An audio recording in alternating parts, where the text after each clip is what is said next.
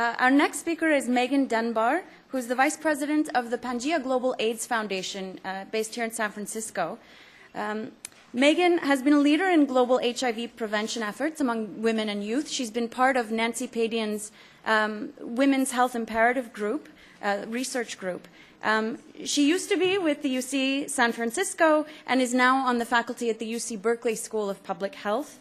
She's particularly interested in designing and evaluating interventions that address social and economic factors that increase HIV vulnerability. This includes gender-based violence and inequalities in access to education. So please join me in welcoming Megan.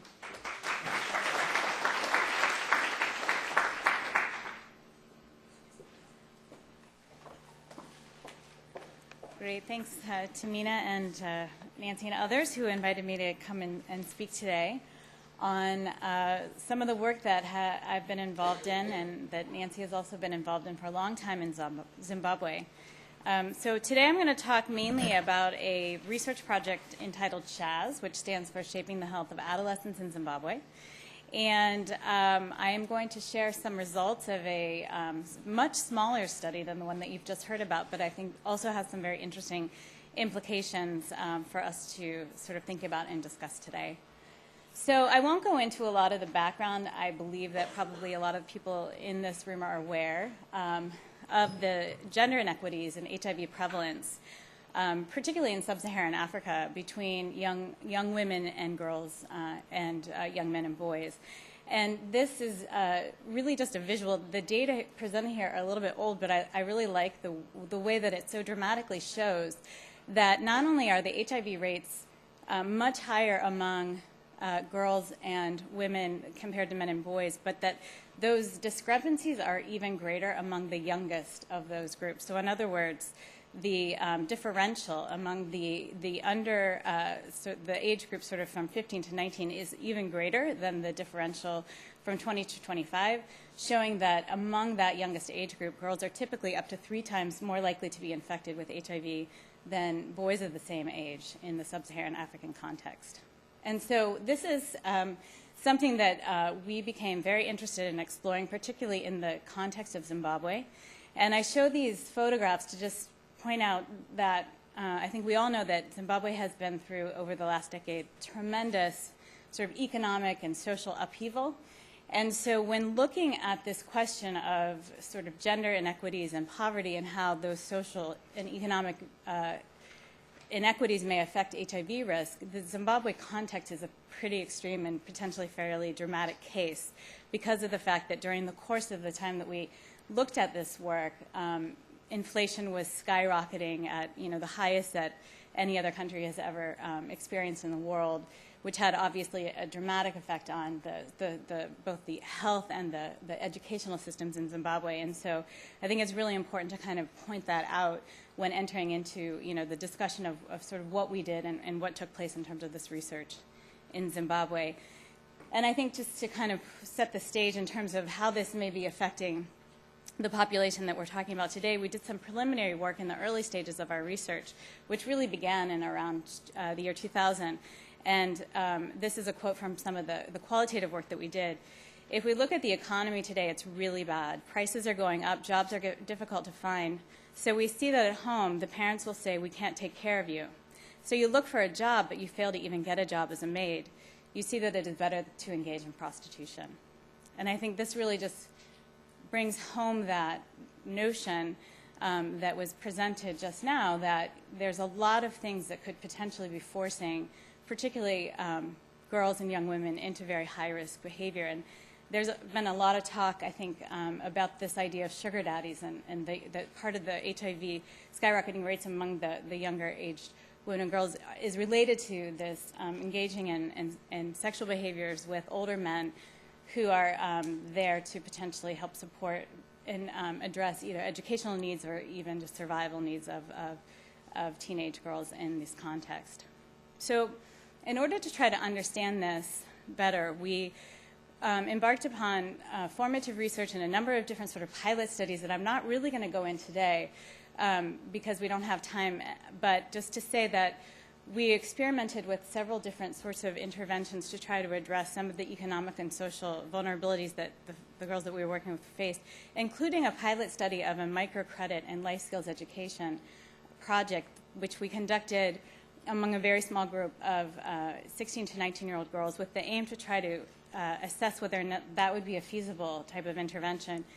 And actually, through the pilot study, we found that microcredit was not working for the girls in this context because of the fact that a lot of them were not able to manage the loans that they received. They didn't have control over their money. In the Zimbabwean context, they would receive a loan, and essentially really the only economic activity that they could engage in would be buying and selling things in the urban area, taking that to a rural area, and vice versa. So actually the mobility put them at increased risk. And so while that was our initial sort of foray into designing an intervention that would address some of these economic issues, we quickly sort of went back to the drawing board and said, okay, it looks like we need to be engaging in something different here, and worked with the formative data that we had collected and our stakeholders at that time to develop an intervention that would focus more on training, focus more on social support, and which would, in a sense, try to build skills rather than just, assume that girls at this age were ready to sort of engage in economic activities that for older women had been shown to be relatively effective.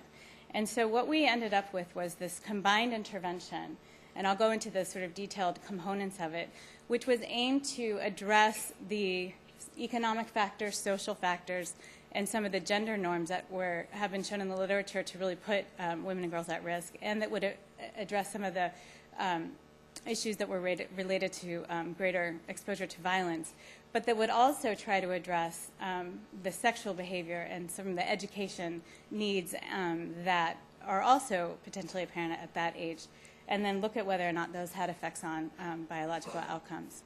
And so what I'm going to do now is to go through a little bit about each of the various intervention components that went into the combined intervention. So as I mentioned, each of the participants in the study received life skills education and access to reproductive health services. And so all of this included access to HIV testing and counseling, pregnancy testing, education for HIV, HSV2, and pregnancy, which were the main biological outcomes that we were interested in. They had access to contraceptives and condoms, and they had access to treatment and within the clinic, STI treatment, and then referral for more complex conditions in the general public clinics upon referral. We also included a fairly intensive life skills education component, which combined elements from different curricula, one being stepping stones, and then a couple of curricula that have been developed right there in Zimbabwe. And we conducted this training within groups of 20 girls and was carried out with 14 modules that really focused not only on the HIV and reproductive health education, but also on relationships and negotiation skills, strategy to avoid violence, including self-defense, and including sort of mapping out risk areas in the communities that were areas that were considered unsafe. So the idea of risk and violence not just being interpersonal, but out there in the community as well. And then also we included some home-based skills for taking care of people living with HIV and AIDS, as a lot of the girls in the study were actually caring for people at home, and we wanted to provide them with some tools to know how to do that in a way that would be risk-free for them. And so here I just present an example of the community risk map, which was one of the exercises that came out of the life skills education, where they would sit down as a group and sort of map out their community and identify places that were considered safe, which are the ones that are marked with the blue asterisks, and those which were risky, marked with the yellow one, or sorry, the red one. And so then they would have discussions about why these different places were risky and why they were safe. And so you'll see that, for example, some of the schools have red marks because in these schools they were known for having teachers or others that would actually encourage girls to have sex with them for grades. And so that would obviously be considered a risky place, whereas others had people at that place that they could trust and they could talk to. So it was really kind of a discussion about this very specific sort of mapping within their own communities and how they were going to potentially engage with that moving forward in a way that would protect them rather than put them at greater risk.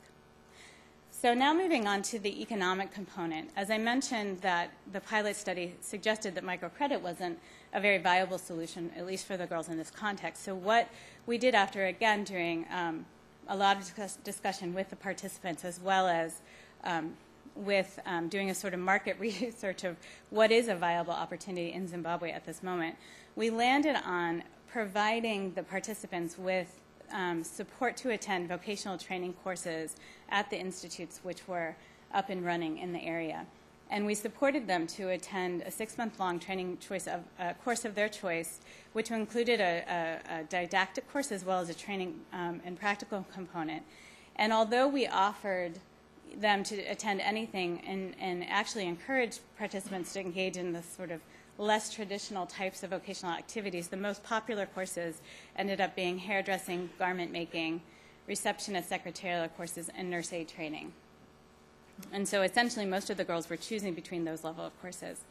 And then because we wanted to do more than just provide training, what we did was to provide a micro grant that was available to participants upon successful completion of these courses.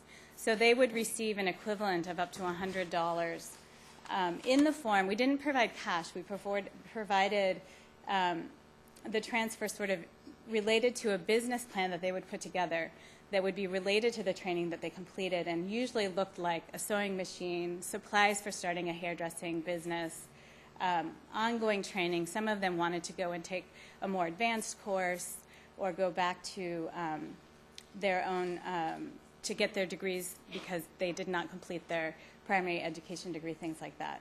So as long as they had completed their coursework successfully, then they could receive this micro grant to sort of, in a sense, launch them into their economic activity.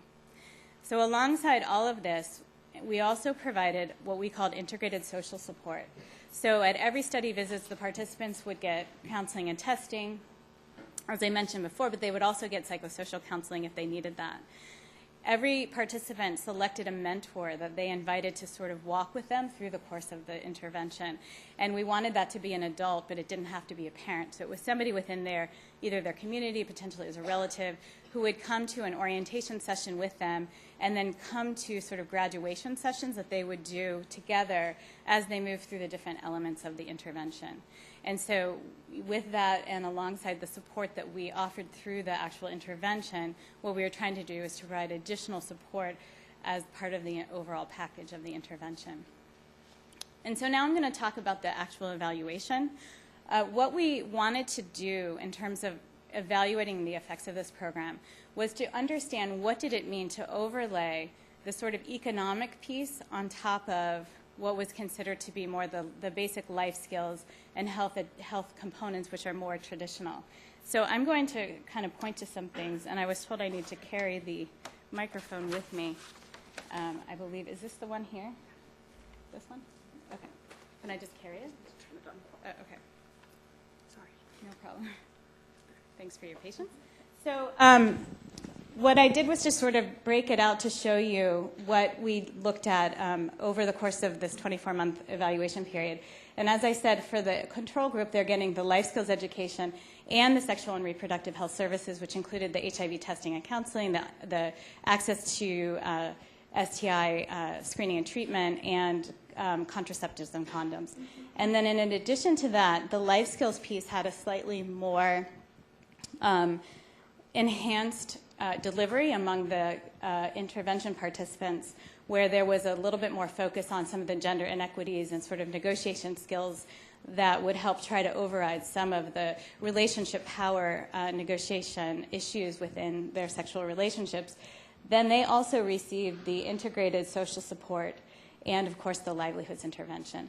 So this was essentially just a more enhanced package that we were comparing against a more basic package of life skills education and reproductive and sexual health services. And so in terms of the actual data now that I'll get into, I should say that our study was conducted with 16 to 19-year-old girls who were already out of school. So we were really targeting that group of participants who had already dropped out of secondary school. We did a randomized control trial so that participants, when they came in the door, were then randomized to the combined intervention and then to the life skills intervention alone. The mean age of the participants was 18, and basically, in terms of these characteristics, there was no difference between intervention and controlled participants.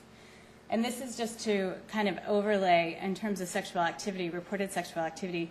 70% of the participants at the beginning of the study had not engaged in sexual activity, whereas 30% in general had reported sexual activity, and 20% had engaged in what we characterize as high-risk activity, which is having sex with multiple partners, having reported engaged in some sort of transactional sex, or who were engaging in sex with partners who were 10 years or older than themselves. We did an intent-to-treat analysis looking at the overall outcomes among the intervention group compared to the control group. We found no statistically significant difference on economic or social factors, such as the food security and social support received, or in sexual behavior. So that's just sort of across the board.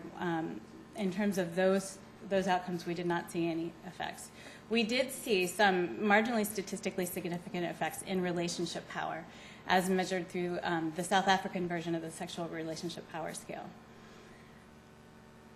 Some of the findings that were statistically significant are very interesting in light of the fact that we did not see differences in some of the other indicators I just described.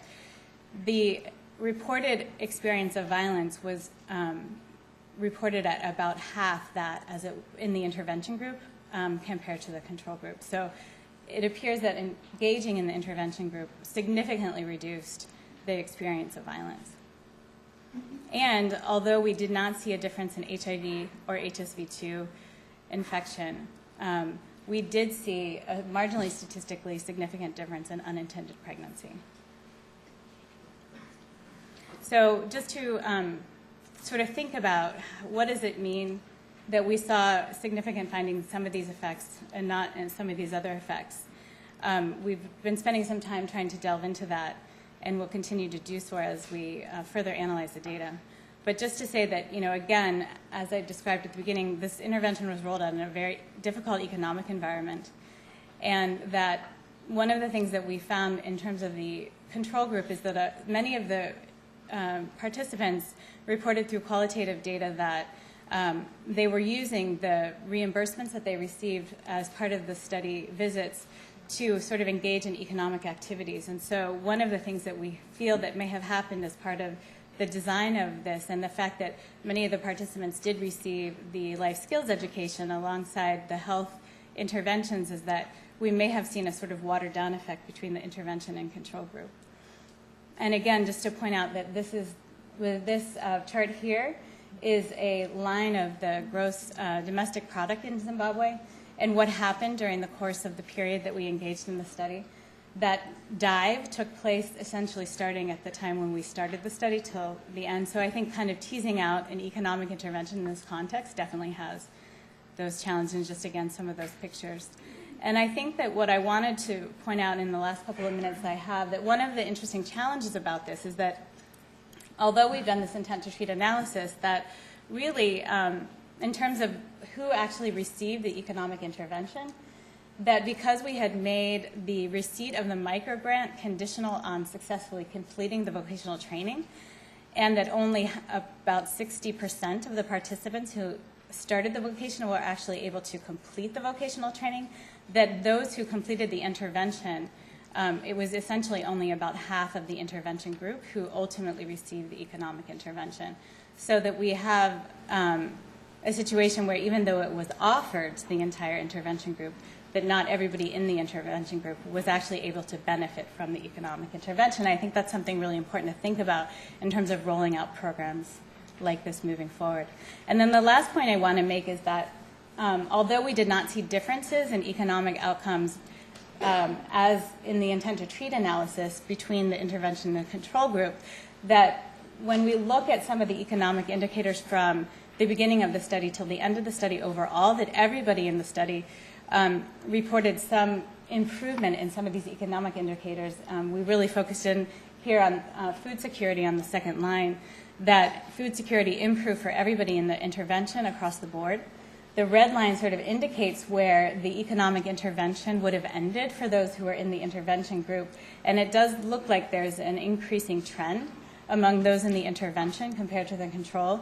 And unfortunately, that was right at the end of the study, and part of the difficulty I think that we have is that we weren't able to really follow the participants up for longer than the course of the study for which we were funded. So just in terms of ongoing work, we are continuing to delve into some of these findings to try to unpack the interpretation of them a bit more. And we are also looking, currently engaged in a study right now that's rolling out the same model among HIV-infected participants to look at whether or not this model would have some impact not only on prevention, but on improving health outcomes and secondary transmission among those who are already infected. So with that, thank you very much. We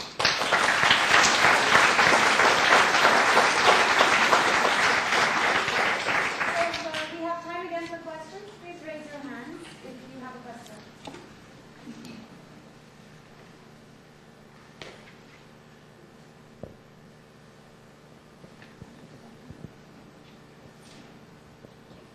Thank you for your presentation. I was hoping you could talk a little bit more about the life skills training. Sure. And who the facilitators were, what the frequency and duration was. Yes, absolutely. Thanks for that question.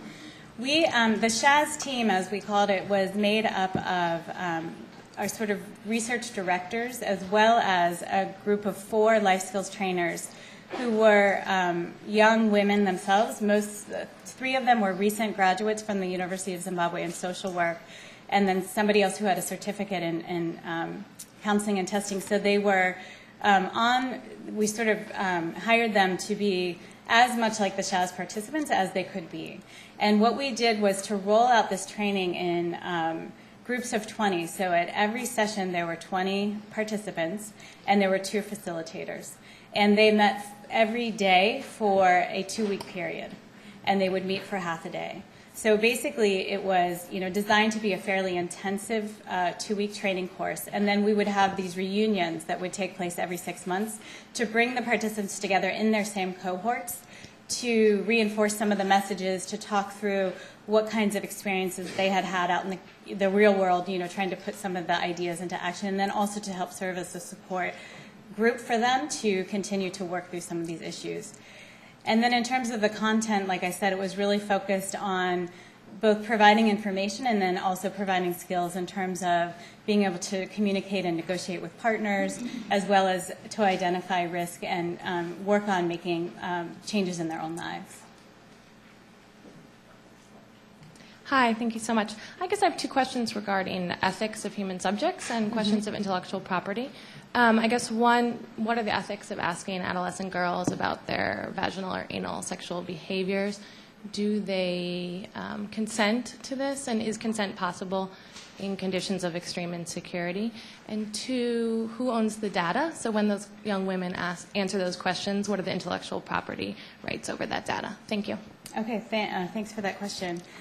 In terms of the interview, I mean, we obviously went through all of the required, ethical reviews as far as getting approval from the Medical Research Council of Zimbabwe, as well as our own U.S.-based institutions, which, gets at the issues of confidentiality and the other, sort of requirements that everyone who engages in a study is obviously required to engage in. But I think, more to your point, a lot of the questions that were that we did use ACASI, which is a computer-assisted interview technique, and so that when the participants were asked a lot of those questions, they were not actually answering to a person, but they were answering to a machine. That the study staff actually didn't have access to the data as it would relate to that individual.